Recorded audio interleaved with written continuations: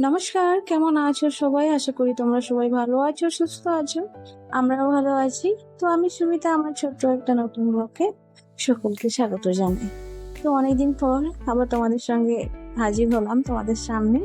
তো এখন বাজে সকাল 8টা, আর আছে কিন্তু রবিবার। তো এইমাত্র ঘুম থেকে উঠলাম, যেহেতু রাতে এখন ঘুম হয় না ঠিক মতো, আর তাই আর কি সকালে মেয়ে যখন ঘুমোয় তখন ওর সাথে আমি একটু ঘুমিয়ে যাই। এখনো ঘুমোচ্ছে, আর ওর ফাঁকে আমি ফ্রেশ হলাম। তো ব্রাশ টাশ করে ফ্রেশ হয়ে তো চলো। তো ঘুম থেকে উঠে গেছে, দেখতেই পাচ্ছ চুপচাপ শুয়েও আছে। আর এখন ওকে এখন ফ্রেশ করাবো। তো রাতের জামাগুলো চেঞ্জ করে দেব, যেহেতু 1 মাসের এখনো হয়নি, তাই আর কি স্নানটা এখনো হচ্ছে না। যেহেতু 1 মাস পর স্নান করাতে বলেছে, তেল মাখাতে বলেছে, তাই ওকে আমি তেল আর স্নানও করাই না। তো সপ্তাহে 1 থেকে 2 দিন গা হাত পা মুছে দিই আর কি, যেহেতু ভীষণ গরম। গা হাত পা না মুছে দিলেও তো শরীরটা গরম হয়ে যাবে, তাই আর কি। আর দেখো, যেহেতু ভোরের দিকটা একটু ঠান্ডা ঠান্ডা থাকে, সকালের দিকটাও, তাই ওকে চাপা দিচ্ছি, কিছুতেই চাপা নিতে চাইছে না আর কি। তো মেয়ে এদিকে ব্রাশ করছে, আর এদিকে বড় মশাই ব্রাশ করছে। তা সকলের এই মাত্র ব্রাশ হচ্ছে আর কি। আর শাশুড়ি মা অনেক আগেই ঘুম থেকে উঠে গেছে, তো আমরা এই মাত্র উঠলাম। তো যাই হোক, ওকে আমি ফ্রেশ করে দিই, হাগিসটাকে সব কিছু চেঞ্জ করে। আর ওকে রাতটাই হাগিস পরাই, সারাদিন হাগিস পরায় না ওকে। আর যেহেতু কাল একটু বৃষ্টিও হয়েছিল, তাই সকালটা বেশ খানিকটা ঠান্ডা আছে, তাই ওকে ফুল হাতা জামা পরিয়ে দিয়েছি। জামা পরিয়ে ওকে এই যে বাইরে বারান্দাতে নিয়ে এসেছি খাটের মধ্যে। আর এদিকে শাশুড়ি মা আম কাটছে আচারের জন্য। আর আমার কাকু দিয়ে গেছিলো, সেই আমগুলো কেন নষ্ট হবে, তাই ভাবলাম কেটে দাও আর আচার করে দেবো আর কি। ওই সেইগুলোই কাটছে। আর আজকে ইডলি খেতে ইচ্ছে করছিল, আর সেহেতু টিফিনে এখনো কিছুই হয়নি, তাই এই যে ইডলি কিনে নিয়ে এলো বরমশাই, তো সেটাই খাওয়া হচ্ছে আর কি। তো 3টে করে ইডলি সবাই নিয়েছি, শাশুড়ি মা তো পছন্দ করে না, তাই ওকে 2টো দেওয়া হয়েছে। তো যাই হোক, সকালের নাস্তাগুলো কমপ্লিট করে আর মেয়েকে খাইয়ে দাইয়ে একটু ঘুম পাড়িয়ে দিয়েছি। আর বরমশাই চলে গেছিল বাজারে। তো বাজার থেকে শাক, তারপরে মাছ আর কিসব সবজি এনেছে, ঠিক ঠিক আমিও দেখিনি। তো শাশুড়ি মায়ের মাছটা সব ধুয়ে বেছে আর এই যে ভাজা করছি। ওকে বরমশাই গ্যাসটা জ্বালিয়ে দিয়েছি, ভাজা করছি। যেহেতু গ্যাসের ব্যবহারটা ঠিক মতো জানেই না, তো তাই আর কি। তো ওই জন্য বলছিলাম, তুমি কি পারবে মাছ ভাজা করতে? বলছে হ্যাঁ, চেষ্টা করি।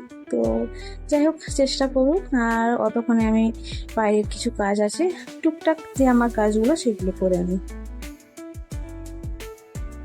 তো এদিকে শাশুড়ি মা মাছটা ভাজা করে রেখে চলে গেছে। আর আজকে 2 রকমের মাছ এনেছিল, বড় মাছ আর এনেছিল ছোট মাছ।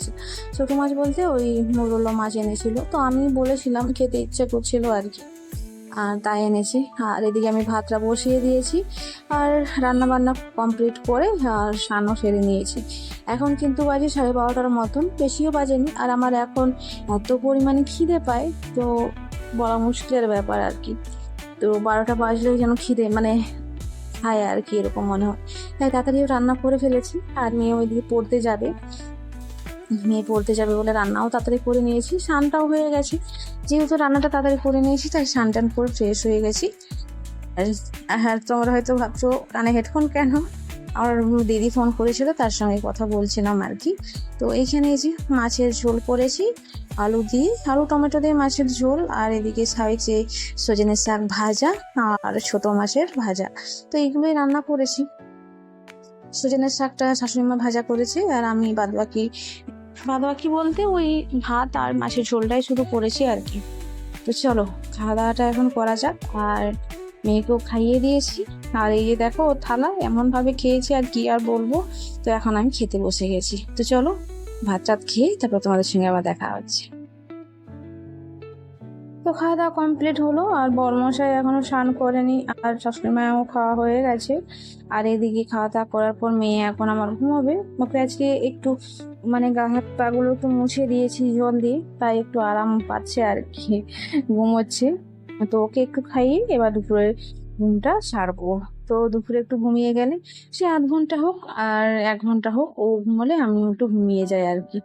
আর যেহেতু আমার সি সেকশন হয়েছে, তাই এমনও বসাও তো যায় না, তাই পেছন দিকে দুটো বালিশ দিলাম আর সাপোর্টের জন্য। তারপরে বাচ্চাটাকে আমি খাওয়াবো।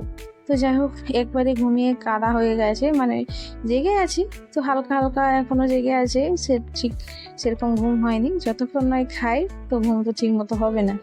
তো যাই হোক, চলো ওকে আগে ঘুম পাড়িয়ে তারপরে আমি একটু ঘুমাবো। আর মেয়েকেও আমি যে ঘুমোতে বলছি, বড়টাকে। তো যাই হোক, তো চলো 3জন মিলে একটু ঘুমাবো। আর শাশুড়ি মা তো খেয়ে নিয়েছে, তো বড়মশাই এখনো স্নান হয়নি, ও স্নান হোক, শাশুড়ি মা ওকে ভাতটা তারপরে বেড়ে দেবেন। তো চলো এবার ঘুমানো যাক, আবার দেখা আসে তোমাদের সঙ্গে একটু পরে।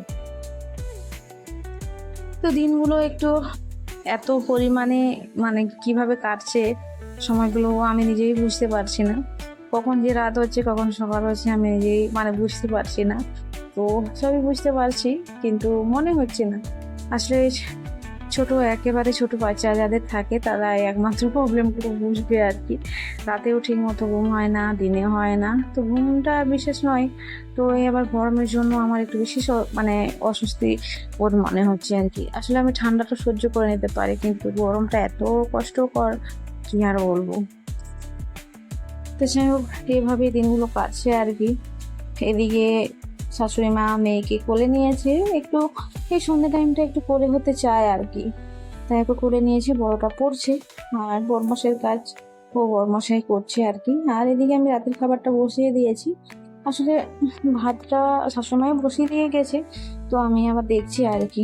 আর আটাটাও মাখিয়ে দিয়েছে, রুটি হবে, ভাত হবে। তো মাছ রান্নাটা করবো না, তো মাছ ভাজা, তো কাঁচা লঙ্কা পেঁয়াজ টেঁয়াজ দিয়ে মাছ মাখিয়ে নেবো আর কি। এদিকে ভাতটা করে নিচ্ছি, তারপর রুটিটা করবো। তো তখন এর একটু তরকারিও বেঁচে গেছে, তো যার ঝোলের প্রয়োজন হবে ওটা দিয়ে খেয়ে নেবে, আর নয়তো ওই মাছ ভাজা দিয়ে আজকে খেতে হবে। তো বেশিক্ষণ দাঁড়িয়ে রান্না তো করতে পারি না, তো তাই আর কি একটু প্রবলেম হয়। চলো আমি রুটিটাকে করে নিই, ঝটপট করে রুটিটা করে নিই। বেশি রুটি করবো না, ওই 4 থেকে 5টা রুটি হবে। আসলে মাপটাও তো ঠিক মতো পারে না আমার শাশুড়ি মা, ওই মাখায়। তো কখনো 10টা রুটি হয়, কখনো 5টা, কখনো 4টা, এরকম হয় আর কি। আর এত গরমের জন্য মনে হয় না রান্না করে আমি 5 মিনিট দাঁড়িয়ে থাকি। আসলে আমি একটু রান্না করি আবার পাখার তলায় চলে যায় আর কি, এরকম অবস্থা। আর বেশিক্ষণ তো দাঁড়ানো যায় না কোমর ব্যথার জন্য। আর এখনো 1 মাসও হয়নি, তো পেটে তো ব্যথা এখনো আছে, সেটাও হবে। হ্যাঁ, মানে হচ্ছে আর কি। আর তোমরা হয়তো ভাবছো তাহলে রান্না করছো কেন, রুটি করছো কেন? তো আসলে আমার শাশুড়ি মা এগুলো পারে না, মানে গ্যাসের পারে না আর কি, তাই আর কি আমি নিজে করছি। ভাতটা ও বসিয়ে দিয়ে গেছে, রুটিটা আমি করে নিচ্ছি আর কি।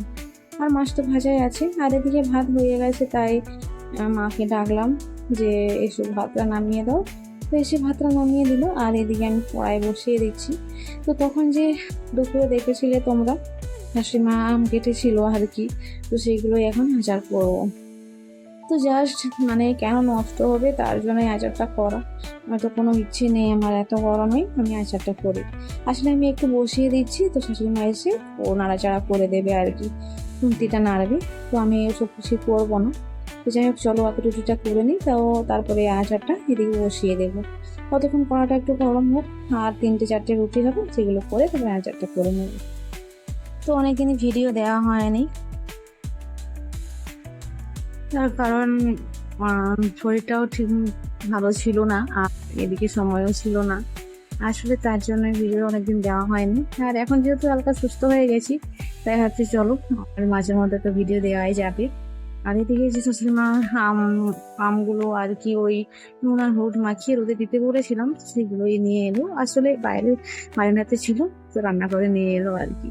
এখানে আমি 5 ফোড়ন, তারপরে যা যা মশলা লাগে আর কি সবকিছু দিয়ে একটু ভেজে নিয়েছি, ভেজে মিক্সিতে গুঁড়ো করে নিয়েছি।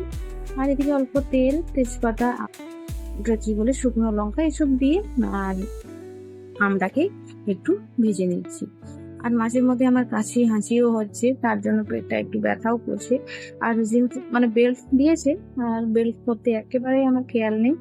আর এখন যখন আর ভিডিও এডিটিং করি তখন ভাবছি আমি বিয়েটা করেই নি। আর এদিকে আমটা এত পরিমাণে টক, প্রায় আমি 1.5 থেকে 2 কেজি চিনি দিয়েছি, তাও কিন্তু আমটা মানে আচারটা টক ছিল। তো যাই হোক শাশুড়িমা বলছে থাক, ওই টকটকে খাওয়া হবে আর চিনি দেওয়ার দরকার নেই।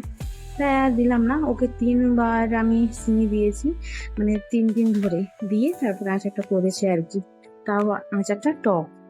তো যাই হোক, তাহলে কত পরিমাণে আমটা টক হলে এরকম হয় আর কি। তো এই যে এটা একটু করে তারপরে আমি যাব মেয়েকে ধরতে। মেয়ে একটু কান্না করছে, আর এগুলো রেডি করে শাশুড়িমাকে বলবো একটু এটা দেখবে আর কি। আসলে একটু ঘাটতেও ভয় করে, যদি লোটিয়ে যায় এরকম মনে হয় আর কি ওর। তো যাই হোক, চলো, আর ভিডিওটা কেমন হয়েছে তোমরা অবশ্যই কমেন্টে জানিও, আর ভিডিওটা ভালো লাগলে একটা লাইক কমেন্ট করে যেও। তো ভিডিওটা কেমন হয়েছে অবশ্যই জানিও, তাহলে আমারও কিন্তু ভিডিও দিতে খুব ভালো লাগবে, আর তার জন্য বলছি আর কি। তো যাই হোক, চলো আজ তাহলে আসি, আবার দেখা হচ্ছে তোমাদের সঙ্গে নতুন একটা ভিডিও নিয়ে। তো ততক্ষণ পর্যন্ত তোমরা সবাই ভালো থেকো, সুস্থ থেকো।